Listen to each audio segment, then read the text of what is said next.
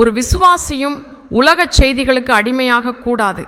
ஆனால் பரிசுத்த வேதாகமத்தில் எழுதப்பட்ட ஒவ்வொரு வார்த்தையும் நிறைவேறும் என்பது ஒரு பெரிய அதிசயம். தேவனுக்கு ஸ்தோத்திரம். கடைசி நாட்களில் ஏன் பலரின் அன்பு குளிர்ந்துவிடும் என்று கேட்கிறோம். அது நிறைவேறுகிறது. தேவனுக்கு ஸ்தோத்திரம். அன்பு குளிர்ந்து மனைவிக்கும் கணவருக்கும் அன்பு இல்லை, கணவருக்கு மனைவியிடம் இல்லை, பெற்றோருக்கு பிள்ளைகளிடம் இல்லை. இதெல்லாம் என்ன எங்கே போகிறது? உலகம், மனிதத்துவம் எல்லாம் கலந்து விடுகிறது. பைபிள் சொல்வது உன் தாயையும் தந்தையையும் மதிக்க வேண்டும் என்று.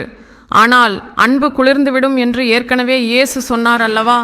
அறிவு அதிகமாகும் என்று சொல்கிறார்கள். மக்களிடையே அறிவு மிக அதிகமாகி வருகிறது. இவையெல்லாம் நமக்கு தெரியும்.